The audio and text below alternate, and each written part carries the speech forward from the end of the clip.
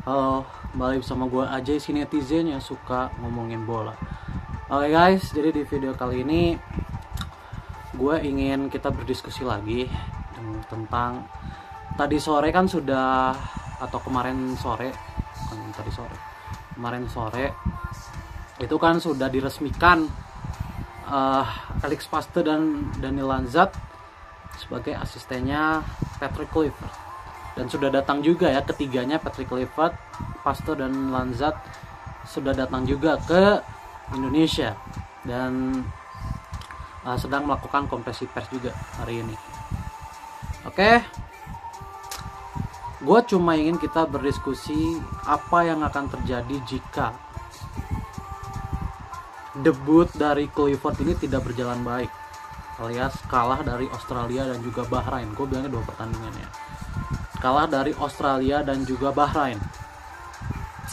Kita tahu kondisi supporter kita ini lagi terbelah dua ya, lagi terbelah dua. Ada yang belum move on dari Sintayong, ada juga yang sudah move on.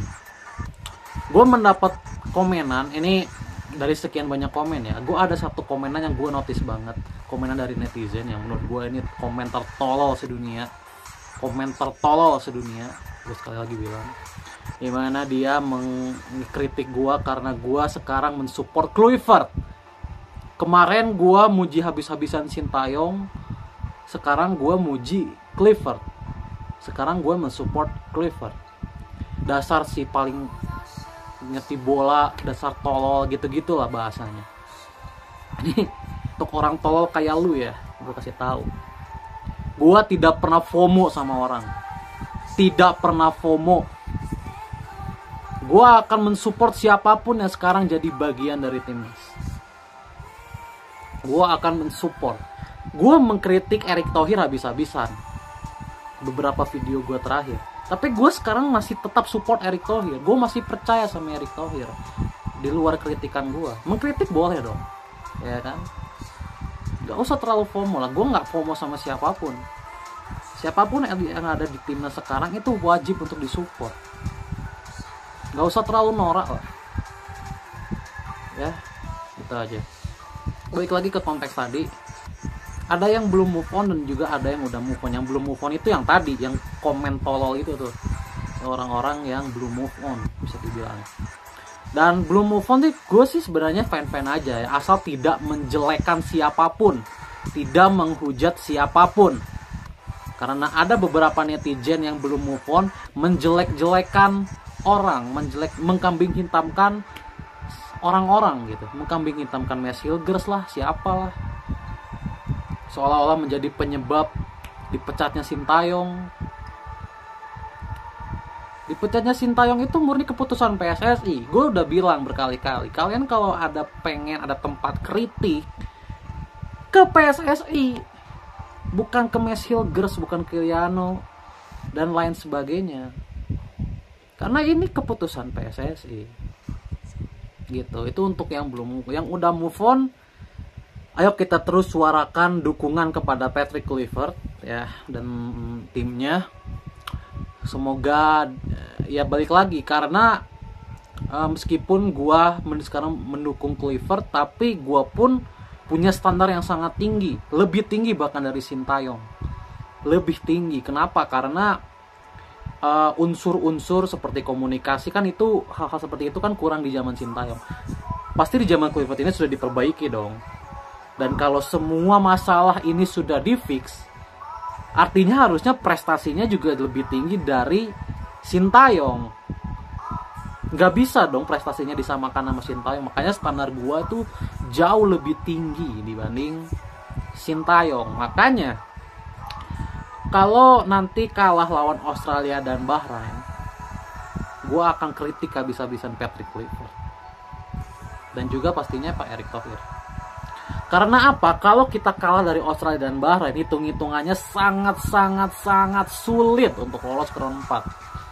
Sangat sulit. Kenapa? Karena kita kalau sampai kehilangan satu pertandingan pun, contoh lawan Australia, oke lah kita bisa lepas. Tapi kalau lawan Bahrain kita lepas, nggak akan bisa.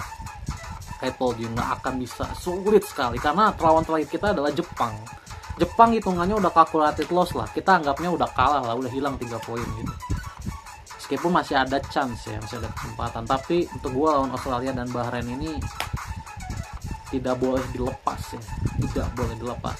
Dan kalau lawan Australia dan Bahrain ini kalah, situasi supporter ini akan semakin menggila, makin mengganas. Hujat-hujatannya bakal semakin mengganas. Hujat-hujatannya akan makin mengganas gitu. Dan gak tahu siapa yang bisa mengendalikan. Kita tahu Pak Erick Thohir ini sudah berusaha sebenarnya mengendalikan situasi ini dengan datang ke beberapa media untuk menjelaskan bahwa bisa dibilang pasang badan bahwa ini tuh adalah ambisi saya. Dia kan bilangnya seperti itu ya, dalam tanda kutip. Ini tuh ambisi saya melihat momentum bahwa kita bisa masuk ke Piala Dunia 2026. Itu yang dikatakan Pak Erick Thohir di semua media. Jadi kalau ini sampai kalah lawan Australia dan Bahrain, wah ini situasi supporter sih akan sangat menggila ya. Ini bukan cuma Kluivert doang yang bakal kena, bukan cuma PSSI doang yang bakal kena, tapi pemain juga bakal kena. Gue yakin pemain juga bakal kena gitu. Makanya gue berharap sekali Kluivert dan timnya, karena kita nggak usah ngomongin persiapan diaspora, ke diaspora kan selalu rata-rata main kan, bertanding. Mereka kan cuma taunya bertanding. Gue berharap Kluivert dan tim ini bisa 100% maksimal memanfaatkan 2 bulan ini. Memanfaatkan 2 bulan ini gitu untuk analisa Australia, analisa Bahrain, untuk mengenal karakter pemain-pemain kita. This guy cuma punya waktu 2 bulan untuk mempersiapkan tim. This guy cuma punya waktu 2 bulan untuk mempelajari sepak bola Indonesia. Ini adalah perjudian besar. Kalau Kluivert gagal, gue pun akan, karena gue pun netizen, gue akan mengkritik habis-habisan PT Kluivert. Gak ada waktu untuk gue, gak ada yang namanya proses ya. Kita lagi di tengah jalan, kita udah gak butuh lagi proses itu dijalankan sebelum ke hasil. Dan sekarang kita hanya butuh hasil. Kalau melihat kalender FIFA kan tidak ada uji coba. Makanya gue bilang ini gambling sekali mencopot Sintayong di tengah jalan. Karena waktu yang diberikan kepada Kluivert ini sangat sedikit, 2 bulan aja. Kluivert benar-benar harus bekerja keras ini bersama 2 asistennya. Benar-benar harus cepat belajar. Benar-benar harus cepat. Makanya kita pun sebagai supporter, ayo ambil bagian juga untuk membantu Kluivert. Ambil bagiannya dalam apa? Kita biarkan Kluivert fokus. Jangan banyak menghujat, jangan banyak mencaci dia dulu. Dia belum bekerja. Jangan dulu banyak head speech kepada dia. Supaya kalau bisa kasih kata-kata motivasi supaya dia pun, Kluivert dan timnya ini bisa naik juga moralnya,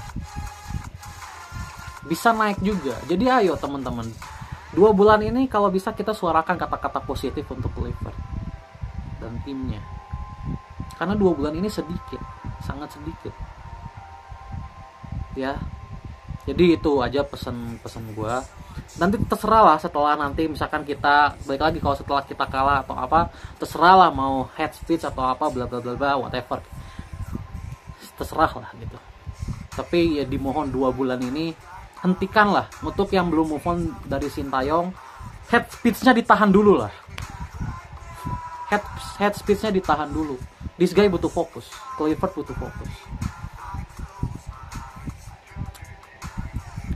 Gue FOMO timnas. Gue ini FOMO timnas, dan kalian juga harus FOMO sama timnas. Kalian harus mengedepankan kepentingan timnas dibanding ego kalian, supporter.